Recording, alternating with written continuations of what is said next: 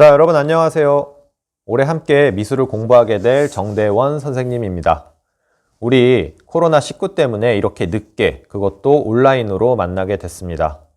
선생님도 많이 어색하고 이런 영상을 찍는 게 좀 어렵긴 하지만 여러분들이 오프라인에서 수업을 할 때와 똑같이 느낄 수 있도록 최선을 다해 노력하도록 하겠습니다. 먼저 선생님 소개를 하자면 선생님은 2학년 4반 담임 선생님이고요. 별관에 있는 4층 교무실에서 여러분들의 생활 지도를 담당하고 있습니다. 만약에 여러분들이 학생으로서 해서는 안 되는 무단 지각, 수업 방해, 음주 흡연 이런 잘못들을 하게 된다면 교무실에서 선생님을 만나게 될지도 모릅니다. 그런 일이 있어서는 안 되겠죠? 원래 늘 첫 번째 시간에는 선생님이 여러분들에게 선생님에 대해서 궁금한 점을 쪽지로 받아서 여러분들에게 얘기하면서 시간을 대충 때우는 게 아니라 우리 함께 친해지는 시간을 가졌었는데 이게 온라인이다 보니까 이게 힘드네요. 그래서 준비했습니다. 자, 밑에 자막이 나가고 있어요. 자, 선생님의 페이스북 아이디하고 인스타 아이디가 나가고 있습니다. 자, 여기로 패매를 주거나 인스타 DM으로 질문을 주세요. 선생님 몇 살이에요? 여자친구는 있어요? 이거 물어보지 마. 알았어?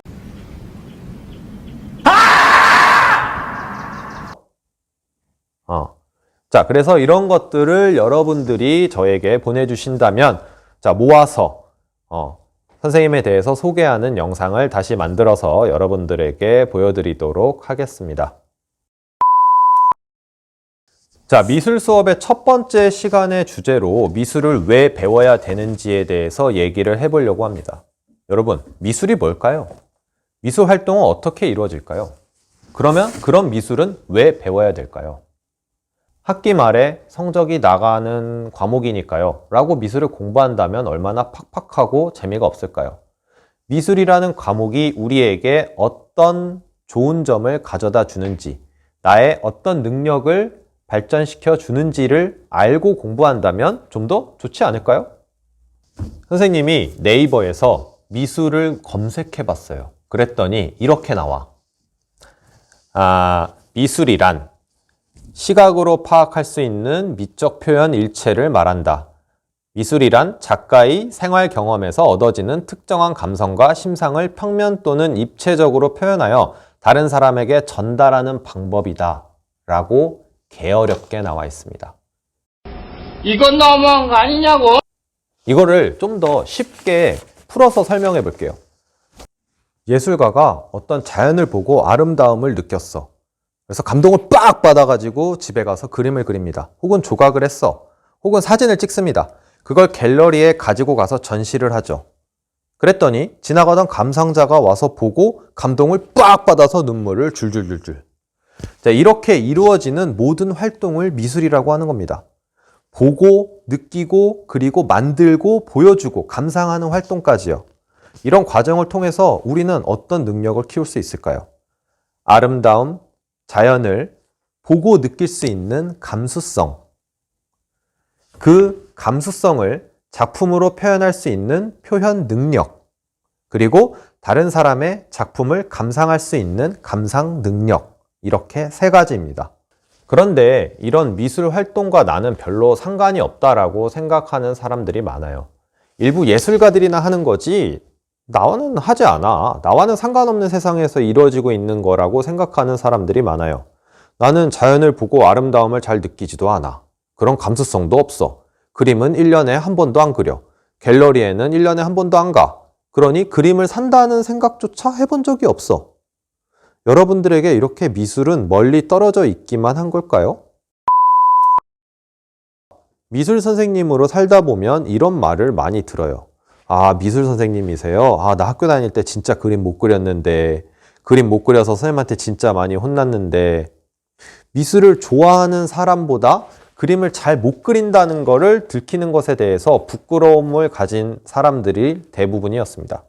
미술은 그런 게 아닌데, 대상을 똑같이 재현해내는 능력만이 모든 건 아닌데, 여러분들은 어떻게 생각하나요? 자, 우리가 미술에 대해서 부담감을 가지고 있는 건 이런 걸 미술이라고 생각하기 때문입니다.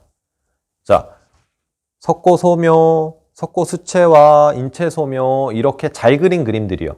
근데 여러분, 이런 건 미술이 아니에요. 미술 학원 가면 이런 걸 배우기는 하지만 저런 건 여러분들에게 미술이어서는 안 됩니다. 그런데 왜 우리는 이런 걸 미술이라고 생각하느냐? 자, 여러분들이 학교에 올 때 학교 앞에서 연습장 같은 거 나눠줍니다. 미술학원에서 어느 날. 거기 열어보면은 이렇게 잘 그린 그림들이 들어가 있으면서 땡땡 대학교 수시 합격생 평소 작품 이러면서 살벌하게 잘 그린 그림들이 들어가 있어. 이런 거 어떻게 그리냐? 이게 사람이냐? 그리고 내가 수행평가에서 그린 그림을 보는 거죠. 어떤 생각이 들죠?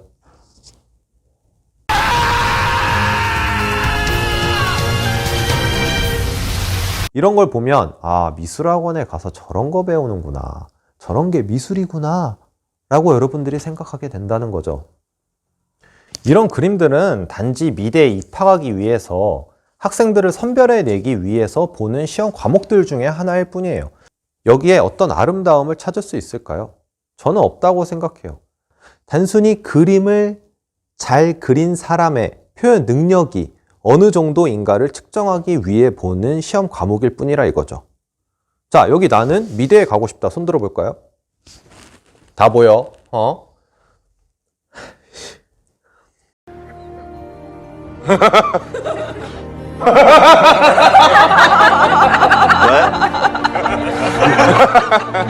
선생님의 경험상 한 반에 많으면 1명, 2명 있을까 말까예요. 자, 그런 학생들에게는 이런 게 미술이 될 수도 있고 중요할 수 있겠죠. 하지만 대다수의 여러분들에게는 이런 건 미술이 아닙니다. 오히려 차라리 여러분들이 길을 가다가 꽃을 보고 아름다움을 느껴서 사진을 찍었어. 그 사진이 저는 훨씬 아름답고 미술적 가치가 있다라고 생각을 해요. 여러분들의 가슴으로 아름다움을 느끼는 미적 체험이 선행되었기 때문이죠. 10년 전만 하더라도 사람들은 대부분 미술을 감상만 하고 소비만 하던 수용자였어요. 그런데 이제 오늘날에는 이제 많은 사람들이 미술 작품을 제작하는 시대에 살고 있죠. 아니라고요? 내가 예를 들어 볼게. 자, 여러분들이 길을 가다가 벚꽃이 예쁘게 핀 걸 보고 사진을 찍습니다. 선생님도 얼마 전에 인스타에다가 내가 찍은 벚꽃 사진을 올렸는데 보니까 많은 분들이 이렇게 자기가 찍은 벚꽃 사진들을 올리고 있더라고요. 자, 사진 촬영이라는 미술 표현 활동을 했죠. 그러면 전시를 해야겠지. 핸드폰을 꺼내서 인스타나 페이스북에 이제 올려줘요. 그럴싸한 멘트도 함께. 선생님은 고민을 하다가 왜 꽃은 1년 내내 피지 않을까? 라는 멘트를 함께 썼습니다. 이게 무슨 소리야? 가상 공간에 전시도 했네. 이거를 같은 반 친구 땡땡이가 보고 바로 좋아요를 눌러주고 그 다음에 감상평까지 해줍니다. 너무 오글거리는데 라면서. 여러분, 마네, 모네, 피카소가 살던 시대에는 이런 감상자의 평가가 바로 작가에게 들어가지 않는 시대였어요. 좀 전에 얘기했던 예술가들이 한다는 미술 활동, 아름다움을 보고 느끼고 그리고 조각하고 표현해서 전시하고 그거를 감상하게 되는 그 일련의 모든 미술 활동이 이 안에서 이루어지고 있습니다. 선생님, 저는 길 가면서 아름다운 자연을 봐도 아무리 봐도 아름다움이 느껴지지 않던데요? 라고 말하는 사람들도 있을 거예요. 저는 미적 체험을 할 감수성이 없나 봐요. 여러분들을 과소평가하지 마세요. 자, 이건 어때요? 여러분들이 차를 타고 가는데 앞차의 뒷모습이 사람 표정 같다라고 느껴본 적 있나요? 어떤 차의 뒷모습은 웃고 있고 어떤 차의 뒷모습은 울고 있고 이런 거 느껴본 적 없나요? 선생님도 얼마 전에 차를 타고 가는데 앞에 차의 뒷모습이 너무 아이언맨 같다라고 생각을 해서 영상을 찍어 온 적이 있습니다. 한번 볼까요? 이런 거 어때? 아이언맨 같지 않아? 나만 그런가? 자, 이런 게 미적 체험이라는 겁니다. 미적 체험이라고 해서 아름다움을 보고 느껴야만 하는 거는 아니에요. 우리 일상 주변에서 일어나는 모든 것들에 여러분들이 느끼는 그 모든 것이 미적 체험인 겁니다. 고대 예술가들도 다들 이렇게 미술 작품을 제작해냈습니다. 자, 이 사진 한번 보면서 예를 들어볼게요. 사냥뿔입니다. 자, 고대 건축가는 이 사냥뿔을 보고 어떤 미적인 체험을 하고 다음과 같은 기둥 양식을 만들어냅니다. 고대 그리스에서 시작돼서 온 유럽으로 퍼져나가게 되는 이오니아 양식이라는 기둥 양식이에요. 이건 어떻죠? 다음과 같은 새 둥지를 보고 한 건축가는 감명을 받아서 올림픽 메인 스타디움 같은 건물을 만들어내기도 합니다. 그리고 이 조각품 본 적 있나요? 이 조각품 청계천에 가면 있는 클래스 올덴버그의 스프링이라는 작품입니다. 이 작가 또한 자연의 아름다움, 다슬기에서 모양을 보고 감명을 받아서 이 작품을 제작했다고 알려져 있습니다.